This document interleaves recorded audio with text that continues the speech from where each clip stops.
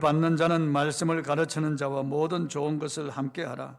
스스로 속이지 말라. 하나님은 업신여김을 받지 아니하시나니 사람이 무엇으로 심든지 그대로 거두리라. 자기의 육체를 위하여 심는 자는 육체로부터 썩어질 것을 거두고 성령을 위하여 심는 자는 성령으로부터 영생을 거두리라. 우리가 선을 행하되 낙심하지 말지니 포기하지 아니하면 때가 이름에 거두리라. 그러므로 우리는 기회 있는 대로 모든 이에게 착한 일을 하되 더욱 믿음의 가정들에게 할지니라. 아멘. 포기하지 말라. 이런 제목으로 오늘 말씀을 선포하겠습니다. 제2차 세계대전의 영웅인 영국의 윈스턴 처칠 수상은 팔삭동이 조산아로 태어났어. 초등학교에 말을 너무 심하게 더듬어서 선생님으로부터 멍청이라고 하는 소리를 들었고, 중학교 때는 영어에서 낙제 점수를 받아서 3년이나 유급을 당했습니다. 그는 명문 가정에 태어났지만 실력이 되지 않아서 캠브리지나 옥스퍼드 대학에 들어갈 수 없었고 육군 사관학교에도 들어갈 수가 없었습니다. 명문자재라고 하는 특권으로 포병학교에 들어가서 장교로 복무하고 제대했습니다. 그렇지만 그는 영국의 수상이 되었고 세계 제2차 대전을 승리로 이끈 영웅이 되었습니다. 이러한 그가 훗날 옥스퍼드 대학의 졸업식에서 축사를 하게 되었습니다. 처칠은 우리와 같은 박수를 받으며 등단하여 위엄 있게 연단 위를 걸어가서 천천히 모자를 벗어놓고 청중들을 바라보았습니다. 재학생들과 졸업생 청중들은 숨소리를 죽이며 그의 말을 기다렸습니다. 그는 이런 간단한 축사를 했습니다. 포기하지 말라. never give up. 포기하지 마라. 다시 청중들을 천천히 둘러본 다음에 절대로 포기하지 말라. never give up. 절대로 포기하지 말라. 이 큰 소리로 두 번 외친 다음에 연단에서 내려왔습니다. 부족함 자체라고 할 수 있는 자신이 포기하지 않았기 때문에 그 자리에 설 수 있었다는 것입니다. 그리고 졸업생과 재학생들에게 포기하지 말라. 절대로 포기하지 말라고 했습니다. 여러분, 인생을 살아가는 사람들 중에서 실패를 경험해 보지 않은 사람은 아마 없을 것입니다. 65세의 노인이 다 낡은 중고차에다가 생닭 몇 마리 하고 양념 재료를 싣고 이 가게 저 가게를 찾아다녔습니다. 그는 어릴 때 일찍 아버지를 여의고 어머니마저 돌아가시고 어린 동생들을 거느리고 그는 초등학교에도 들어갈 수가 없었습니다. 온갖 허들의 일을 다 하면서 자라났습니다. 농기계수리 하는 것, 그리고 농장일, 그리고 식당에서 주방에서 허들의 일을 하는 것, 그러면서 그는 인생이 늙어갔습니다. 65세가 되어서 그는 어떤 요리의 비법을 발견하게 되었습니다. 닭을 요리하는 그런 그만의 특이한 그런 노하우였습니다. 돈이 없었어요. 그래서 식당, 이 식당, 저 식당을 찾아다니면서 내가 이렇게 좋은 그런 닭튀김, 이 요리를 발견했는데 나와 같이 동업해 줄 수 없겠느냐고 그랬어요. 사람들은 먹어보고 참 맛있긴 맛있는데 동업은 할 수 없다고 그래요. 수없는 식당을 찾아다니고 또 찾아다니고 포기하지 않고 계속 두드렸습니다. 1009번째 그 식당에서 동업을 하기로 했습니다. 그래서 동업을 하게 되었는데 이 닭이 불티나게 팔리게 되는 거예요. 그래서 또 다른 지점을 내고 해서 어마어마한 그런 유명한 그런 켄터키 프라이드 치킨 KFC 그 닭고기 체인점이 그렇게 해서 태어나게 된 거예요. 커널 샌더슨이라고 하는 이 노인 수많은 실패 좌절 그렇지만 포기하지 않았어요. 계속해서 그는 노력하고 또 노래 일어나서 또 그렇게 해서 이렇게 위대한 그런 기업을 이루게 된 것입니다. 여러분, 우리는 어떤 일이라도 포기하면 안 돼요. 세상 사람들도 포기하지 않은 사람들이 성공할 수 있었어요. 포기한 사람은 인생의 실패자가 되고 그 사람 이름조차 기억하지 않습니다. 잠언 24장 16절을 한번 읽어보겠습니다. 잠언 24장 16절 시작. 대저 의인은 7번 넘어질지라도 다시 일어나려니와 악인은 재앙으로 말미암아 엎드러지느니라. 여기 의인은 믿음의 사람을 말하는 것입니다. 예수 믿는 사람은 7번 넘어질지라도 다시 일어나야 한다는 것. 7.8기가 여기서 나왔습니다. 절대로 포기하면 안 된다는 거죠. 여기 7번을 말하는 게 아니에요. 7번은 성경의 완전수기 때문에 어떤 일이 있더라도 아무리 넘어질지라도 그 말이에요. 아무리 넘어질지라도 다시 일어나야 된다는 거죠. 그렇습니다. 우리는 결코 포기하지 말아야 됩니다.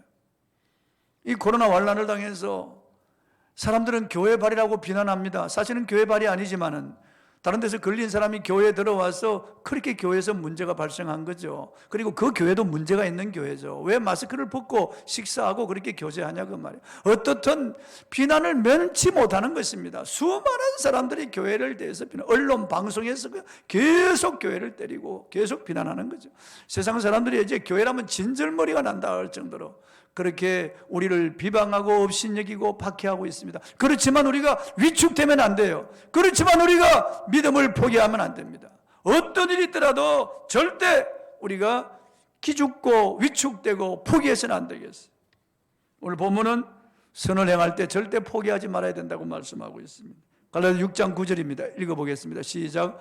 우리가 선을 행하되 낙심하지 말지니 포기하지 아니하면 때가 이름에 거두리라. 왜냐하면 하나님이 거두게 하시기 때문에, 하나님의 정한 때가 되면 반드시 거두기 때문에 절대로 포기하지 말라는 거죠. 절대로 포기하지 말라는 거죠. 여기 선을 행하지, 그 선이라고 하는 것은 하나님께 속한 것이에요. 우리 인간은 선이 없어요. 그래서 성경에서 선이라고 하는 것은 하나님을 사랑하고 이웃 사랑하는 것, 하나님의 영광을 위하여 하는 모든 행위가 선이라고 정의하고 있는 것입니다. 그래서 하나님 사랑하고 이웃 사랑하는 그것에 기초해서 하는 모든 일은 다 선한 일이에요. 하나님 사랑과 이웃 사랑의 정신을 가지고 하는 모든 일들, 그것이 선한 일인데 이 선한 일을 위하여 저와 여러분이 지으심을 받았다고 성경은 말씀하고 있어요. 에베소 2장 10절입니다. 읽어보겠습니다. 시작. 우리는 그가 만드신 바라 그리스도 예수 안에서 선한 일을 위하여 지으심을 받은 자니 이 일은 하나님이 전에 예비하사 우리로 그 가운데서 행하게 하려 하심이라. 우리 구주께서 십자가 지시고 자기의 살과 피를 다 내어주시고 그 보배 피를 쏟아 우리의 죄를 대속하시고 십자가에 죽으셨다가 사흘 만에 부활하셔서 의를 주셔서 우리를 새로운 피조물로 만드신 것은 예수 안에서 선한 일을 위하여 지으셨다는 거예요. 저와 여러분이 하나님의 자녀로 부르심을 입고 오늘 이 교회에 속하게 된 것은 선한 일을 위하여 하나님이 우리를 택하여 주시고 불러주시고 우리를 교회로 세워주셨다는 거죠.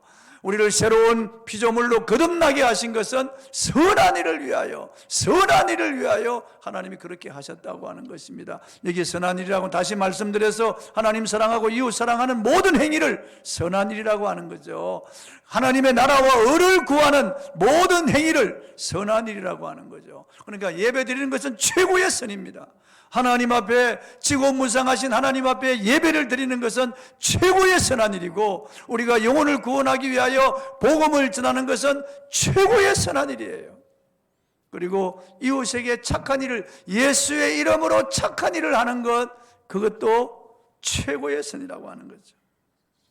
하나님은 이 선한 일을 위하여 우리의 마음속에 소원을 주신다고 성경은 말씀하고 있습니다. 빌립보서 2장 13절입니다. 시작. 너희 안에서 행하시는 이는 하나님이시니 자기의 기쁘신 뜻을 위하여 너희에게 소원을 두고 행하게 하시나니. 그래서 우리에게 소원이 일어나네. 거듭난 사람들은 소원이 일어납니다. 예배를 드리고 싶고 하나님을 찬양하고 싶고 기도하고 싶고 사람들에게 이 기쁜 소식을 알리고 싶고 그리고 예수 그리스도의 이름으로 착한 일을 하고 싶은 그런 마음이 생기는 거예요.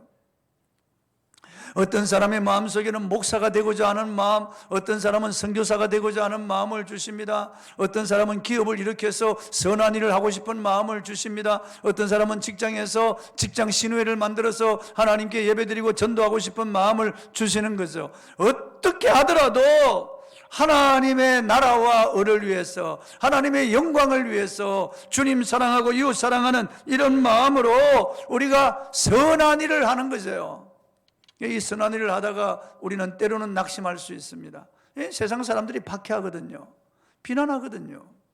예수님은 세상은 원래부터 우리를 비난하고 미워하게 되어 있다고 말씀하셨어요. 너희를 미워하는 것이 아니고 나를 미워하는 것이라고 예수님 말씀하셨어요. 너희는 세상에서 환난을 당하게 되어 있다고 말씀하셨어요. 그래서 이상한 일 당하는 것처럼 그렇게 생각할 필요 없고 위축당하지 말라고 말씀하셨어요. 어차피 세상은 악한 자 안에 처한 것이고 이 세상 임금은 마귀이기 때문에 언론 방송이 우리를 향하여 매도하고 때리고 하는 것은 당연한 것이에요. 그렇기 때문에 우리는 거기에 대해서 기죽을 필요가 결코 없다는 거죠. 그럴수록 우리는 선한 일에 열심히 하라는 거죠. 그럴수록 모이기를 힘쓰고, 그럴수록 전도하고, 그럴수록 착한 일을 하라는 거죠. 본문 10절입니다. 읽어보겠습니다. 시작. 그러므로 우리는 기회에 있는 대로 모든 이에게 착한 일을 하되 더욱 믿음의 가정들에게 할지니라. 기회에 있는 대로 우리는 모든 사람들에게 착한 일을 해야 됩니다. 돌 판매를 맡더라도 말이죠. 때로는 옥에 갇히더라도, 때로는 매를 맞더라도, 때로는 죽음의 순간이 오더라도 기회에 있는 대로 사람들에게는 착한 일을 해야 되는 거죠. 악을 악으로 갚지 말고, 그리고 원수도 사랑하고 미워하는 자를 위해서 축복하라고 말씀하셨어요. 착한 일을 하되 믿음의 가정들에게, 우리 예수 믿는 우리들부터 먼저 위로하고 격려하고 세워주고, 그리고 물질을 나누고 우리들부터 먼저 착한 일을 해야 돼요. 그리고 또 불신자들에게도 우리는 착한 일을 해요. 착한 일을. 예수님께서는 내 이름으로 소자에게 냉수 한 그릇 주는 것도 결코 그 상을 잃지 않을 것이라고 약속하셨어요. 지극히 작은 자에게 한 것이 내게 한 것이라고 예수님께서 말씀하셨습니다. 그러므로 우리는 선을 행하다가 낙심하지 말아야 됩니다. 세상이 우리를 무엇이라고 하든, 어떻게 대우하든, 어떻게 비난하고 박해하더라도 우리는 결코 낙심하지 말아야 되겠습니다. 때가 되면 반드시 거둘 것이기 때문입니다. 본문 7절입니다. 시작. 스스로 속이지 말라. 하나님은 업신여김을 받지 아니하시나니 사람이 무엇으로 심든지 그대로 거두리라. 무엇으로 심든지 그대로 거둡니다. 반드시 우리가 선을 행하면 하나님께서 갚아주시는 거예요. 하나님이 갚아주시는 거예요. 공의를 심으면 공의의 여김을 받습니다. 물질을 심으면 물질을 받게 되어 있어요. 반드시 하나님 앞에. 시간을 심으면 하나님께서 넉넉한 시간을 주시는 거예요. 그래서 하나님 앞에, 사람 앞에 우리가 선을 행하는 이 일을 계속 해야 되는 거예요. 계속. 포기하지 말아야 됩니다. 믿음에 있어서도 우리는 포기하면 안 됩니다. 오늘 일어나고 있는 이런 상황 가운데 사람들이 기독교에 대해서 실망하고 믿음을 포기하고 떠나는 사람들이 많습니다. 너무나 안타까운 일이 아닐 수가 없습니다. 스스로 멸망을 자초하는 것이죠. 여러분, 이 세상이 이런다고 해서 우리가 믿음을 포기하면 어떻게 되겠습니까? 믿음을 잃어버리면 어떻게 되겠어요? 성경 욥기서에 보면은 욥은 사람이 당할 수 있는 최악의 그런 고난을 당했습니다. 그는 탄식했습니다. 그는 눈물로 울부짖고 차라리 내가 태어나지 말았으면, 차라리 내가 죽었다면, 그렇게 하나님 앞에 통곡하며 자기의 신경을 토로했습니다. 그러나 그가 믿음을 잃지 않았어요. 그런 가운데서도 그는 욥기 19장에 보면은 나의 구속자가 살아계시니 내가 이 가죽이 썩은 후에 몸 밖에서 그를 보리라. 내가 그를 볼 때 외인을 보는 것처럼 하지 않으리라. 그가 내 전우를 두르고 그와 나와 함께 하시기 때문에 나는 이런 고난을 당하지만 살이 썩고 진물이 나고 구더기가 생기고 내 아내가 나를 보고 하나님 원망하고 죽으라고 떠났지만은, 그러나 내가 어리석게 원망하지 아니하고 하나님을 찬양하는 것은 그가 나와 함께 하시기 때문이라 그랬어요. 하나님께서 이 믿음을 보시고 이 믿음을 수많은 세대의 귀감이 되게 하셨습니다. 그래서 인내의 사람 욥, 정말 하나님이 그 전에 가졌던 모든 영화에 2배나 복을 주실 뿐만 아니라 오고 가는 세대, 영원한 세대에 욥은 정말 믿음의 사람이에요. 그렇게 비참해도, 그렇게 고통스러워도, 그렇게 친구들이 와서 그를 비난해도 그는 결코 위축되지 않았어요. 믿음을 포기하지 않았어요. 끝까지 믿음을 지켰습니다. 성도 여러분, 우리가 푸른 풀밭에 누워 있을 때도 주님이 함께 하지만은 사망의 엄청난 골짜기로 지날 때도 주님은 함께 하십니다. 변함없이 그분이 함께 하십니다. 우리가 가는 목적지는 이곳이 아니에요. 우리는 이 세상을 지나서 영원한 지금 천국으로 향하여 가고 있는 것입니다. 여러분, 알지 못하여 비난하고 박해하는 이 모든 사람들, 끝까지 주님을 믿지 아니하면 영원한 지옥불에 떨어지게 될 것이에요. 우리는 그것을 목도하게 될 거예요, 여러분요. 그렇기 때문에 어떤 일이 있더라도 위축당하지 말아야 됩니다. 결코 포기하지 말아야 됩니다. 오늘 불신 남편이 교회 가지 말라고 막 방해합니다. 예수 믿지 말라고 방해합니다. 이걸 보면서도 예수를 믿느냐고 말이에요. 절대로 교회 가지 말라고 방해합니다. 여러분, 알지 못해서 그렇죠. 그렇다고 해서 우리가 포기하면 안 돼요. 그렇다고 우리가 믿음을 포기하면 안 돼요. 믿음을 가지고 주님이 나와 함께 하시기 때문에. 2010년 칠레의 산호세 광산에서 경도가 무너져서 33명의 강보들이 지하 600m 깊이의 지하 경도에 갇혔습니다. 전 세계가 무사히 구조되기를 염원하며 기도했습니다. 칠레 대통령이 직접 진두지휘하면서 구출 작전을 개시했습니다. 드디어 69일 만에 강보들이 캡슐을 타고 올라와서 모두 구조가 되었습니다. 산호세 광산 인근 코피아포 시내 광장에서 3,000명의 시민들이 모여 대행스 거리노 구조 장면을 생생하게 지켜봤습니다. 전 세계 중계되어서 세계인들이 다 그 장면을 지켜보았습니다. 저도 보았습니다. 칠레 정부와 국민들 모두 환호하고 기뻐하고 전 세계인들이 모두 환호했습니다. 기뻐했습니다. 그 33명의 강보 중에서 대표가 나왔어. 자기들이 구출된 소감을 읽었습니다. 방송국에서 소감문을 읽어가는데 그 소감문을 들을 때 사람들이 참 감동을 받았습니다. 이렇습니다. 우리는 33명이었지만 우리에게는 또 다른 한 분이 계셨습니다. 그래서 우리는 34명이 함께 있었습니다. 또 다른 한 분은 바로 주 예수 그리스도이셨습니다. 주님께서 함께 하신다는 믿음은 우리를 굶주림과 모든 어려움을 이겨낼 수 있게 했습니다. 주님께서 지켜주신다는 믿음은 어두운 갱도에서 희망을 볼 수 있게 하셨습니다. 주님께서 도와주셨기에 69일을 마치 하룻밤과 같이 지낼 수 있었습니다. 그 캄캄한 600m 지하 갱도 갇혀서 생사를 알 수 없는, 정말 죽음이 그 눈앞에 왔는데도 그들은 69일을 하룻밤같이 보낼 수 있었다는 거죠. 왜냐하면 예수 그리스도가 옆에 계셨다는 거죠. 33명 모두가 다 그런 믿음을 가지고 그들은 찬양하며 기도했다는 거죠. 예수님이 나와 함께 하신다는 이 믿음 때문에 그들은 무사히 그 죽음 같은 갱도에서 구출받아 나올 수 있었습니다. 예수님께서는 가장 많이 하신 말씀이 내 믿음대로 될지어다, 너희 믿는 대로 될지어다. 그대로 되었어요. 그래서 우리 믿음이 얼마나 중요한지 알 수 없습니다. 주님이 나와 함께 하신다는 이 믿음. 히브리서 11장 6절에 믿음이 없이는 기쁘시게 못하나니 하나님께 나아가는 자는 반드시 그가 계신 것과 그가 또한 자기를 찾는 자들에게 상 주시는 이심을 믿어야 할지니라고 말씀하고 있습니다. 주님이 나와 함께 하신다는 이 믿음, 그리고 주님을 찾을 때 상을 주신다는 이 믿음, 이 믿음을 가질 때 주님은 믿음대로 되라고 하시는 거예요. 믿음대로 되라고 하시는 거예요. 어떤 어려움이 있더라도 포기하면 안 돼요. 어떤 난관이 있더라도 포기하면 안 돼요. 아무리 세상이 우리를 박해해도 포기하면 안 돼요. 마가복음 2장에 보면은 예수님이 가버나움의 한 집에서 설교하고 있을 때 수많은 사람들이 모였습니다. 그런데 한 중풍병자를 들것에 싣고 친구들이 그 중풍병자를 예수님께로 데려왔습니다. 그런데 사람들이 너무 많아서 용신할 틈이 없었습니다. 얼굴을 돌릴 틈이 없었다는 거예요. 문 앞에까지 꽉 찼어요. 근데 그 친구들은 포기하지 않았어요.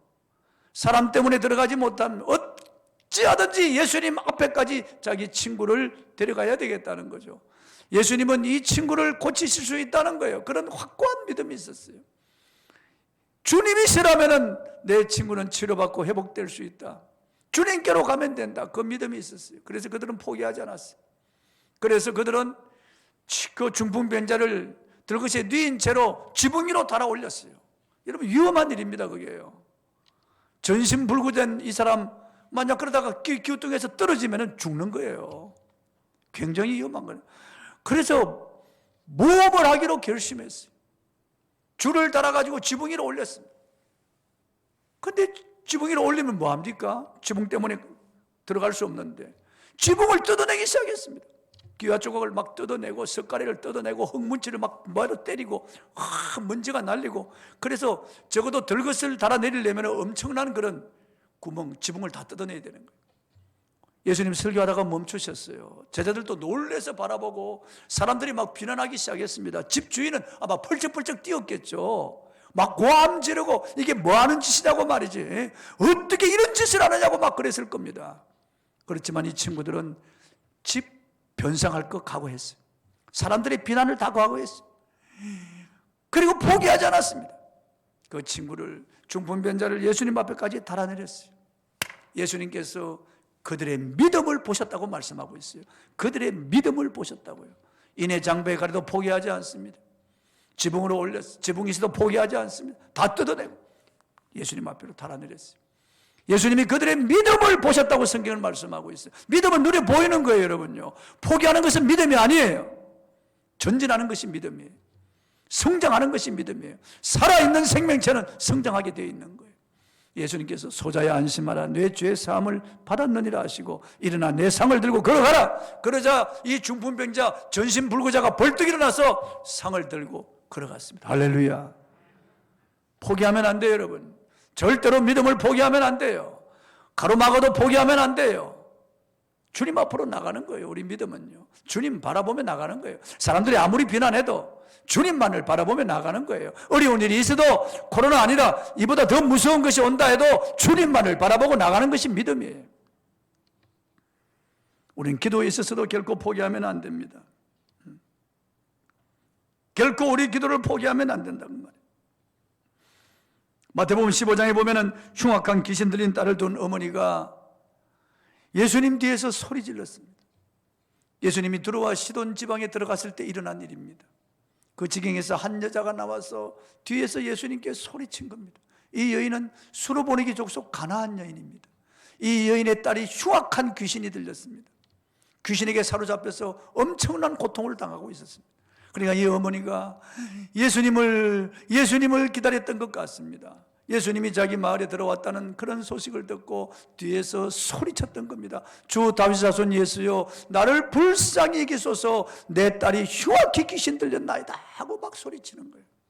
그런데 예수님은 뒤돌아보지 않습니다. 들은 척도 하지 않고 그냥 길을 가시는 거예요. 계속 따라오면서 소리치는데, 계속 기도하는데 들은 척도 하지 않습니다.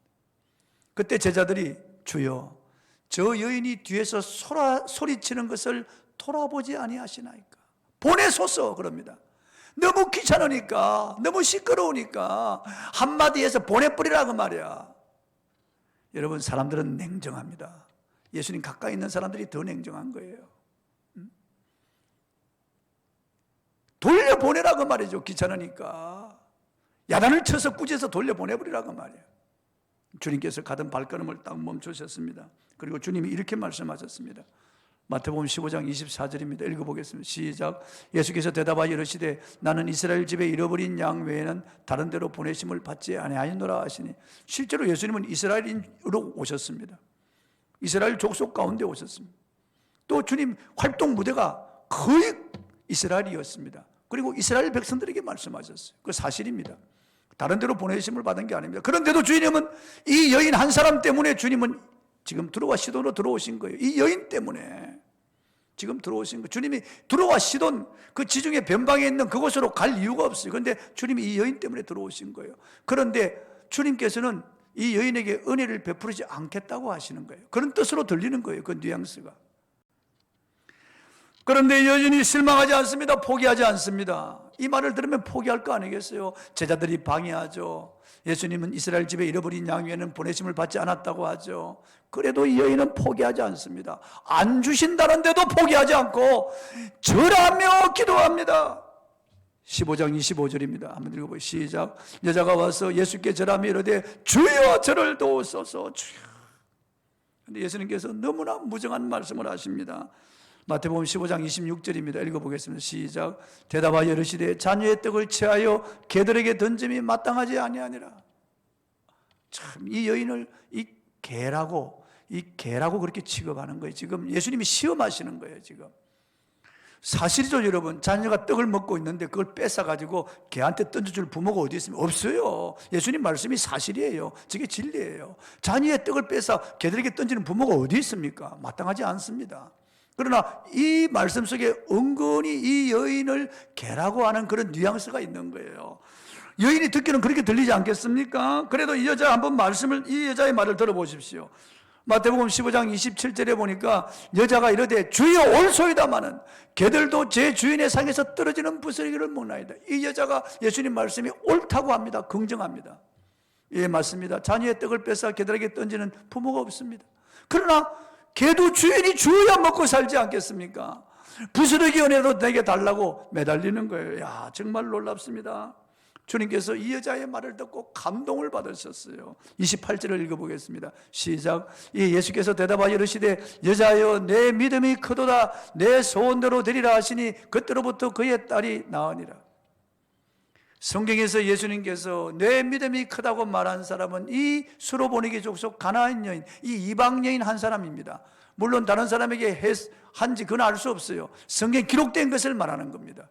12명의 제자들, 70명의 제자들이 있었지만 주님께서 믿음이 크다고 칭찬하지 않았었어요. 오히려 믿음이 적다고 하시고 믿음을 어디 두었느냐고 말씀하죠. 그런데 이 여인에게는 내 믿음이 크도다 내 소원대로 되라고 하셨어요. 그때 그의 딸에게 붙은 흉악한 귀신이 떠났어요.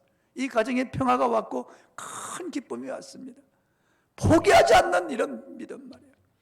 포기하지 않고 기도하는 이 여인 보십시오.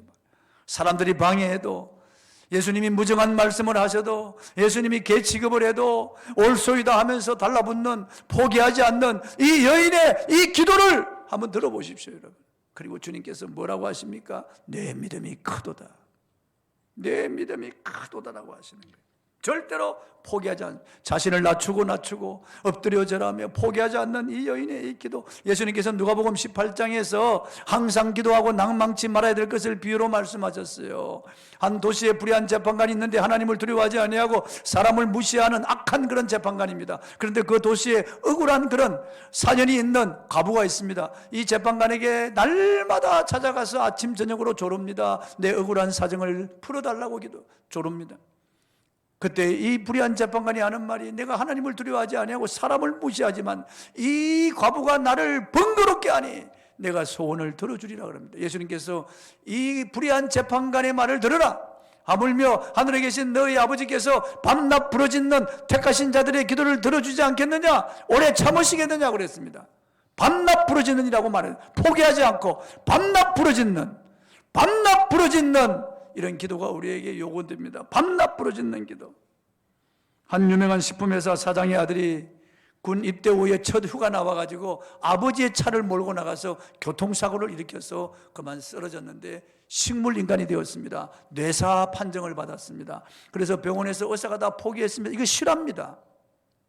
목사님이 신방을 왔습니다. 목사님이 요한복음 5장 25절 말씀을 본문으로 해서 설교했습니다. 한번 읽어보겠습니다. 시작. 진실로 진실로 너희에게 이르노니 죽은 자들이 하나님의 아들의 음성을 들을 때가 오나니 곧 이때라. 듣는 자는 살아나리라. 이 아버지는 이 말씀을 꽉 붙잡았어요. 이 말씀을 붙잡았어요. 하나님의 아들의 음성을, 죽은 자들이 하나님의 아들의 음성을 들을 때가 오나니 곧 이때라. 듣는 자는 살아나리라. 그때부터 예배 시간마다 하나님 말씀을 아멘으로 받았습니다. 그전에는 글씨하고 의심도 하고 그냥 근성으로 듣고 푹푹 졸기도 하고 그랬습니다. 그러나 아들이 이렇게 되고 난 후에 신방 온 목사님의 이 말씀, 주신 말씀을 붙잡고 난 다음부터 하나님 말씀을 다 아멘으로 받았습니다. 간절함으로 받았어요. 아멘으로. 그리고 아들의 귀에 계속했어. 이 말씀을 계속 아들의 귀에다 선포했습니다.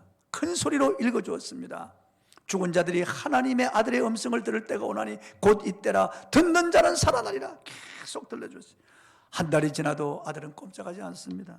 죽은 채로 있는 거예요. 두 달이 지나도 꼼짝하지 않습니다. 뇌사 상태인 거예요. 의사들은 빨리 장기를 척출해서 주는 것이 좋다고 말합니다. 70일, 80일이 지나도 꼼짝하지 않았고 85일, 86일이 되어도 꼼짝하지 않았습니다. 그런데 87일째 되는 날 큰 소리로 아들의 귀에 이 말씀을 선포할 때 아들이 눈을 뜨는 거예요. 의식을 다시 찾는 거예요. 이 아들이 일어났습니다. 아버지의 믿음대로 된 거예요. 포기하지 않는, 하나님의 말씀을 계속 읽어주는 이 포기하지 않는 이 믿음 때문에 아들이 살아난 거죠. 여러분 결코 포기하지 마십시오. 어떤 일이 일어나더라도 포기하지 마십시오. 세상이 다 일어나서 우리를 친다고 할지라도 포기하면 안 돼요. 여러분, 만 사람이 주님의 곁을 떠나도 여러분은 포기하면 안 돼요. 이 길은 진리의 길이요 생명의 길입니다. 우리 주님께서 걸어가신 길입니다. 수많은 믿음의 선진들이 걸어간 길입니다. 여러분, 선을 향할 때 낙심하지 마세요. 포기하지 마세요. 여러분. 세상이 뭐라고 하더라도 포기하지 마세요. 다 떠나가더라도 여러분은 포기하지 마세요. 여러분, 믿음 생활 포기하지 마세요. 기도 생활 포기하지 마세요. 계속해서 끈질기게 믿음을 가지고 주님께 기도하며 나아가면은 때가 이름에 반드시 거두게 될 것입니다. 눈물을 흘리며 씨를 뿌리는 자는 기법으로 그 단을 안고 돌아올 것이라고 말씀하고 있습니다. 찬송하고 기도하겠습니다.